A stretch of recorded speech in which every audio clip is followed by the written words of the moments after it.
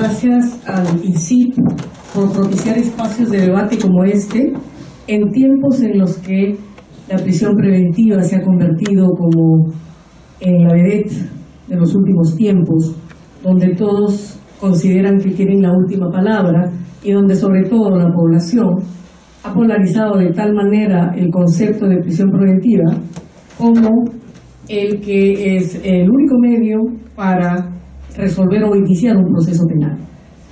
Sin duda, el INCIP se alza en estas circunstancias como un ente importante que en cumplimiento de sus fines busca propiciar espacios académicos como este para que tratemos de encauzar que lo políticamente correcto no es lo que hoy en día está pasando, sino volver a la génesis del proceso, donde de ninguna manera la prisión preventiva puede ser una pena anticipada.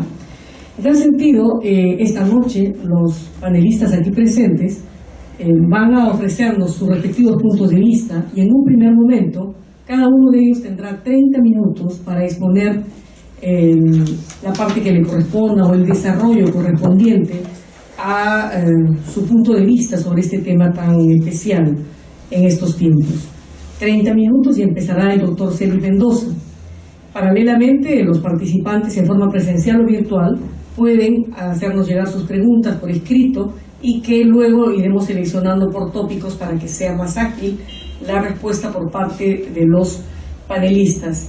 Una invocación especial para cada uno de los concurrentes es que por favor pongan sus teléfonos en modo vibrador o silencio para que podamos tener un espacio de discusión absolutamente alturado sin interrupciones de ningún tipo. Dicho esto, vamos a empezar este conversatorio cediendo la palabra en primer lugar al doctor Francisco Celis Mendoza, quien contará, como ya señalamos, con 30 minutos para su ponencia. Muchas gracias. Agradezco la invitación para conversar sobre algunos temas problemáticos y bastante críticos a propósito de la prisión preventiva. Y quiero tomar como base unas palabras que conversaba con el doctor Del Río Labarte respecto de si en realidad hablar de la prisión preventiva sería el tema de discusión central en este momento. Si ciertamente no estamos asistiendo a una prematura crisis de la implementación del nuevo modelo. Y pareciera que el derrotero está por ese lado, el derrotero negativo, porque pues, a años de implementación de la reforma en el Distrito Judicial de Arequipa, Trujillo, de hecho se han quedado en esa situación de implementación. No se ha dado el paso a la consolidación precisamente por los problemas críticos que se afrontan en un conjunto de instituciones procesales como la prisión preventiva, la tutela de derechos, la detención preliminar.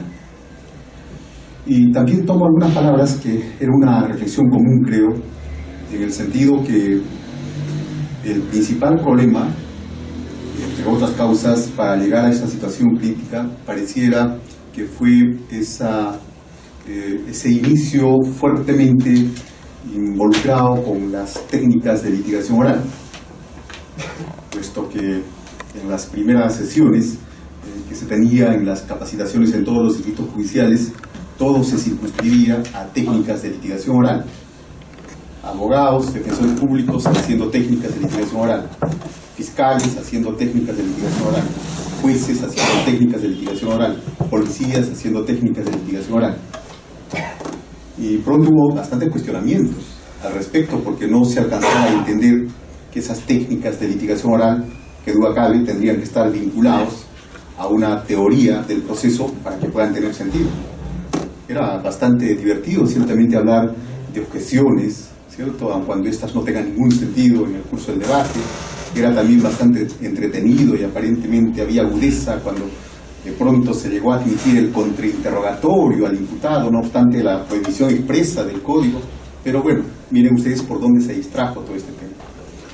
Y bueno, eso dio lugar a justamente que sea ausente una teoría del proceso, ¿cierto?, de corte eurocontinental y en clave constitucional, que es lo más importante, que ha dado lugar a estos tumbos, a estos baches y baches que ya parecen vacíos, que de pronto, no es ser pesimista, pero que hace una situación bastante crítica en la implementación del Código Procesal Penal.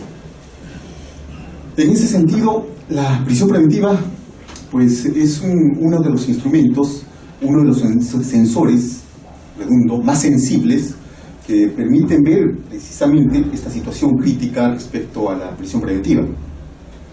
Y se presenta un conjunto de problemas porque voy a regresar a lo que señalé anteriormente. No se trataba solamente de técnicas de litigación oral no procesalizadas, de un contradictorio antagónico, sin una referencia de un contradictorio procesal, que es lo importante, sino a lo que en alguna oportunidad incluso hablamos con los amigos del INSIP, de técnicas de dirección judicial de audiencia, las técnicas del juez de palo, las técnicas del juez neutro, las técnicas del juez aséptico. Y sin embargo, la reflexión nos lleva a algo más ahora sí. ¿Se trata realmente de técnicas? ¿No se trata de una metodología procesal de dirección de audiencias? ¿No se trata de que el juez tenga una fuerte formación procesal para articular un contradictorio entre la pretensión penal o imputación concreta y la resistencia? Y que justamente en ese contexto, ¿cierto?, se vaya a producir la información, sea en el plenario, sea en una audiencia preliminar. ¿Y qué hacemos con un juez que no tenga una formación procesal? ¿Qué hacemos con un juez que no le interesa tener el eje del debate al inicio? Que el tema de la pretensión penal o por el cuestionamiento al término de imputación concreta o imputación necesaria hace que simplemente se deje de lado. ¿Qué hacemos con aquellos jueces que dan una lectura literal al artículo 268 y consideran que lo que está previsto en el artículo 268 como presupuestos materiales viene a ser una suerte de protocolo de llevar adelante una audiencia, cuando lo único que regula son los presupuestos y la audiencia por su propia dinámica tiene que tener un objeto? Ese es el problema, ¿no? Es decir, esa perspectiva legalista, exegética, ha dado lugar a que muchos de los jueces de investigación preparatoria consideren que los requisitos del 268 es una suerte de protocolo, de guía para el desarrollo de la audiencia. Y eso es claro que no es así, porque una audiencia tiene obviamente un objeto, y ese objeto que va a ser el centro del debate de los diferentes ejes es los cargos, la imputación concreta, la pretensión penal, y esa tiene que estar definida, porque si no está definida, cuando hablemos de los presupuestos materiales, en este caso de los fundados y graves elementos de convicción, ¿de qué estamos hablando? Simplemente de términos vagos, genéricos. Pónganse a pensar en una imputación de delito de violación de intimidad sexual, donde el Ministerio Público recurre al término genérico de abuso sexual. Elementos de convicción respecto de ¿qué? De ese abuso sexual. Acceso carnal por vía vaginal, anal, bucal, tocamientos indebidos, masturbación, ¿de qué? Entonces lo que estamos viendo es justamente que la falta de atención a ese punto de referencia para luego el despliegue en contradictorio de los presupuestos materiales es central, ¿no? Nosotros hemos desarrollado algunos problemas y creo que esto va a servir para más o menos comprender el porqué de la necesidad de tomar siempre como base los cargos, la imputación concreta, imputación necesaria o pretensión penal. Esto tiene que estar definido al inicio. Si esto no está definido al inicio, no tiene sentido evaluar los fundados y graves elementos de convicción, la prognosis de pena y el peligro procesal. Es acá cuando el Ministerio Público presenta los hechos, ¿cierto?, y los califica, donde tenemos ya asignado la consecuencia jurídica que correspondería a estos hechos. Y es que el Ministerio Público, cuando formula los hechos y los califica, ¿cierto?, está imputando concretamente el hecho punible y los califica como tal, pero esa calificación jurídica, si bien es cierto, corresponde a un poder del Ministerio Público, ¿cierto?, exige un deber. Los fácticos que se corresponden con las características de esa calificación jurídica. No es una cuestión de realizar cualquier calificación, no es una cuestión de simplemente calificar como robo lo que evidentemente se traduce en fácticos de hurto. Si estoy calificando como robo, entonces tengo el deber de proveer la base fáctica que corresponde al delito de robo. Y si no hay esos elementos, si no hay esa base fáctica, entonces no voy a poder discutir los elementos de convicción que corresponden al delito de robo. Entonces lo central es siempre, en un primer momento, definir esos hechos y la calificación que corresponde. Si no se definen esos hechos, entonces será muy tarde, cuando eventualmente estemos evaluando la prognosis de pena o la gravedad de la pena, ¿cierto?, entrar a nuevamente este cuestionamiento. Vean ustedes, el tema es bastante simple. El supuesto típico A de la consecuencia jurídica. Este supuesto típico exige proposiciones fácticas. Cada una de las proposiciones fácticas vienen a ser el eje del debate de los elementos de convicción. Los elementos de convicción cobran sentido solo en tanto y en cuanto estén vinculados a las proposiciones fácticas. Si es que no tengo proposiciones fácticas, no tengo base, no tengo eje sobre el cual se van a producir los elementos de convicción.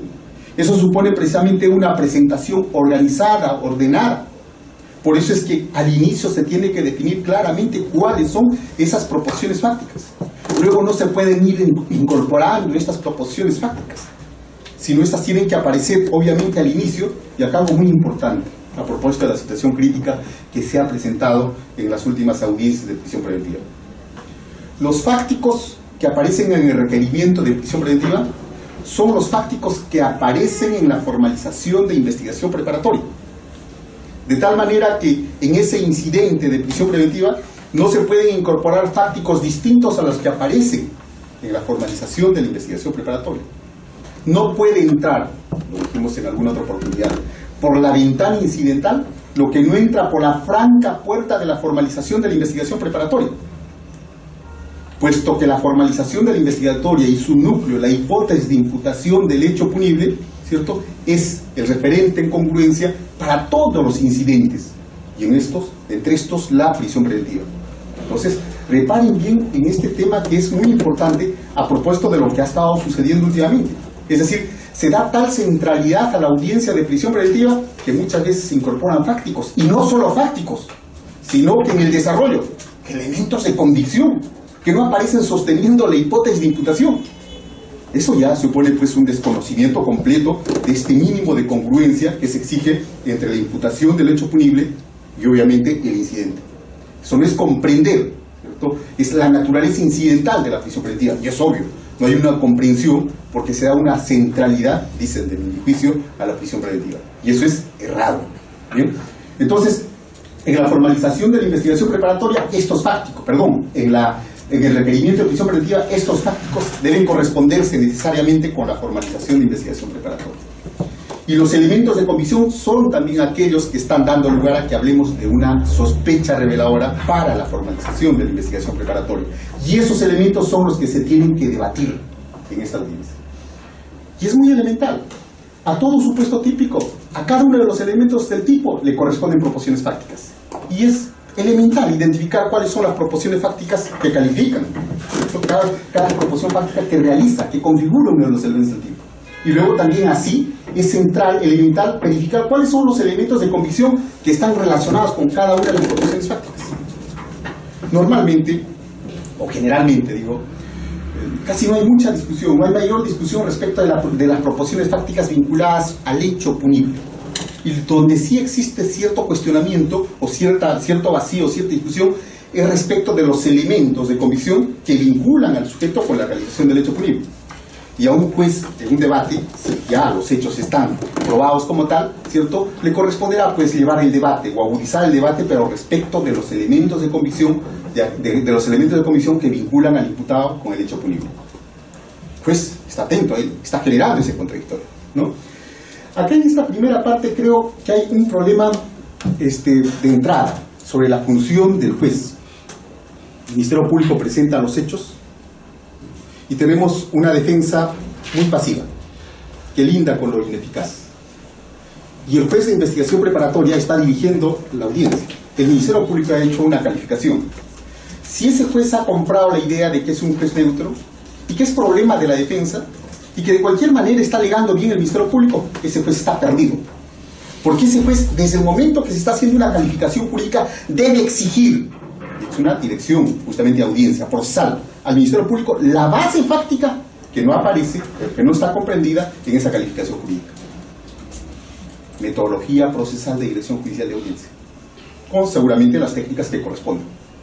Entonces, le corresponde al juez. Ese juez no es de palo, es un juez que controla la ilegalidad. No le podrá exigir al Ministerio Público que recalifique, no incorporará datos, pero sí le dirá al Ministerio Público: dame los fácticos que corresponden a la calificación jurídica que tú, con tu atribución, estás haciendo. Esa es la forma de conducir la audiencia. De tal manera que si no se produce esa información fáctica, hay problemas. Eventualmente, así como está, incluso el debate podría quedarse solamente en esa primera parte. Como no hay imputación, y menos que esto califica jurídicamente, entonces la improcedencia surge. La improcedencia, digo, de la prisión preventiva. Pero sobre este problema se han generado ya algunas casaciones, entre ellas la 626 de Moquegua, que dice que el escenario de la prisión preventiva, de la audiencia de prisión preventiva, no es para discutir la tipicidad. Y es correcto, no es para discutir la tipicidad. Nadie está señalando que acá se está discutiendo la tipicidad y eventualmente que eso va a dar lugar a la consecuencia jurídica del sobreseimiento. No, nadie dice eso.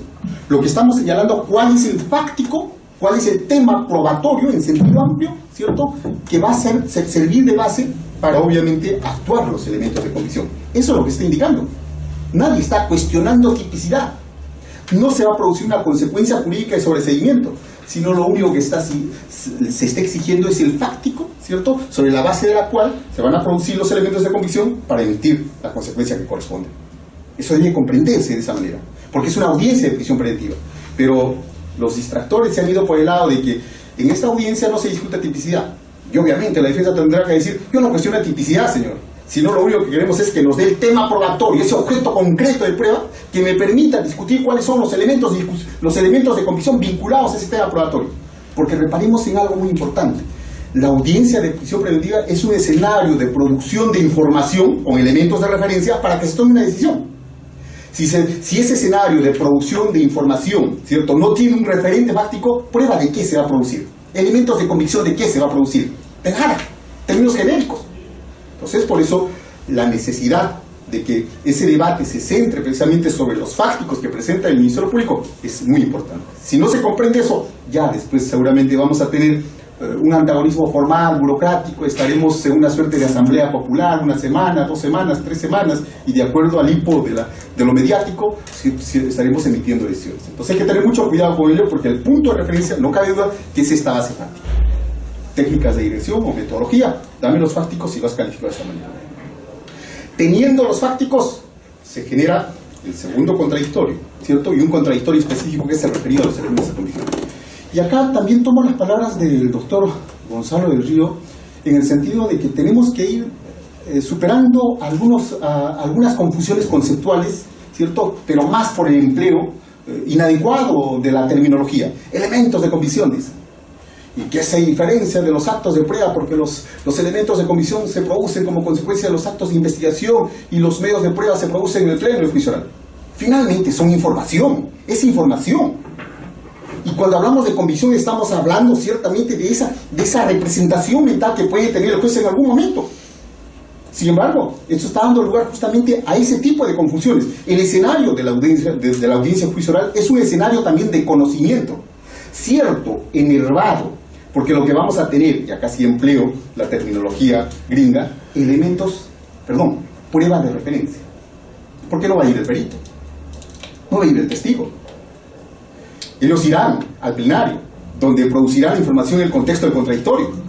Pero en esta audiencia no van a ir, de tal manera que lo que se está discutiendo son esa prueba de referencia.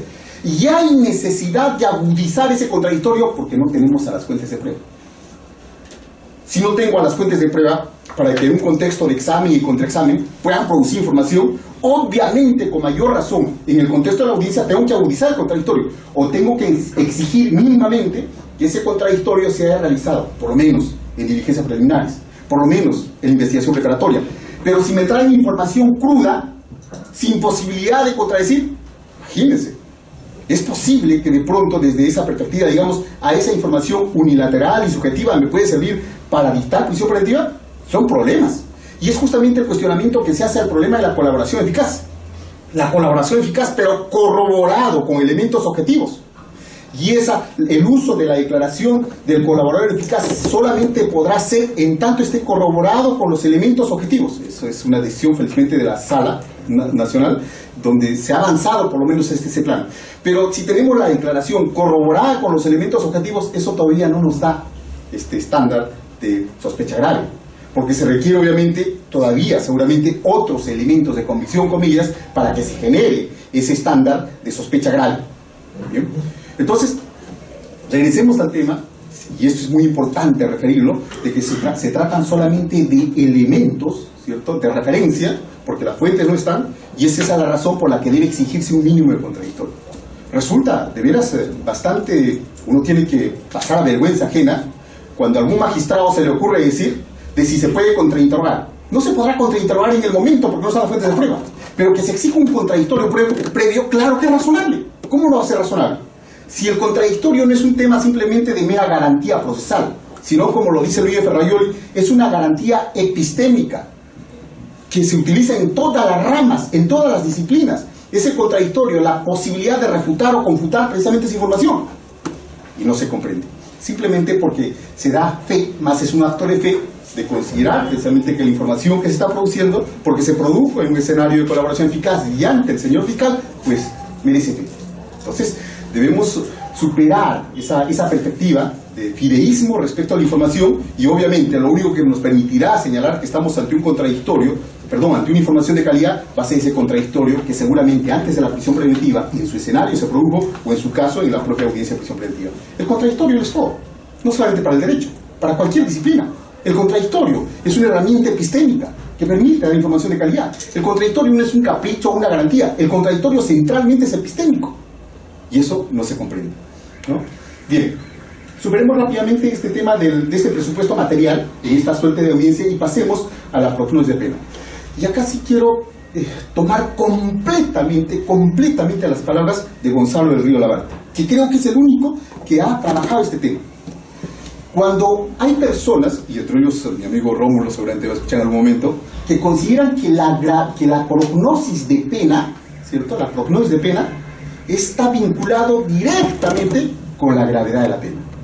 Y lo que dice Gonzalo del Río Labarte es algo importante. Es un parámetro, no es una variable. ¿En qué sentido? En el sentido de que solamente se puede habilitar la discusión de la prisión preventiva si la pena supera esos 4 años, para que ni a ningún juez loco se le considere eventualmente dictar una prisión preventiva en un caso de pena inferior a los 4 años, como de hecho ya sucedió en algunos lugares, en Ucayali. Es decir, es un parámetro. Y en este plano, ese parámetro lo único que me habilita es precisamente luego a discutir el peligro procesal, lo central. La variable es la gravedad. Todos los delitos que con pena superior a los 4 años como prognosis, listo, habilitado el debate. Pero no todos los delitos tienen la misma gravedad. Una cosa es hablar de un feminicidio, otra cosa es hablar de un delito de violación de la indemnidad sexual, otra cosa es hablar de un delito de robo. Es decir, las gravedades son gravedades, pero particulares y variables conforme al caso concreto. El parámetro solamente es un límite, una valla. En cambio, lo central para discutir, que obedece a otra cualidad, es precisamente la gravedad, que sí es un factor, una variable, ¿cierto?, que va a incidir en el tema del peligro procesal. Y acá tenemos justamente este tema, la profundidad de pena. Muchos han centrado esto en una discusión un poco procedimental respecto de la división en tercios, el espacio punitivo, que puede servir, pero este presupuesto material hay que tener mucho cuidado en que de pronto, miren cuál es la conclusión. Si la pena es superior a los 4 años, entonces hay gravedad de pena. Esa es una barbaridad, disculpen. Si la pena es de 5 años, superior a los 4 años, entonces es grave. Si la pena es de 6 años, como ha superado el parámetro de los 4 años, entonces es grave. Eso no se entiende así, porque precisamente eso es tener una perspectiva inquisitiva de considerar la prisión preventiva como una especie de adelanto de pena. Los 4 años solamente es un parámetro para habilitar la discusión. La gravedad de la pena es otra cosa. Superado y entramos a discutir recién la gravedad de la pena que le esperaría, que puede ser eventualmente 15, 20 años, y listo, discutir ahora sí los arraigos de un juicio ponderativo, en esa suerte, ¿cierto?, que se tiene que considerar en el caso concreto para ver si se dicta la prisión preventiva. En una oportunidad, en una sala de revisión en Arequipa, resolvimos un caso de una señora que mató a su esposo porque pues su esposo, que era un pescador, le dio un golpe en la cara, y ella, que pelaba pota, le atravesó el corazón, ¿no? Estas personas eran del norte, tenían 2 hijitas menores, una de 8 y otra de 4 años. Listo.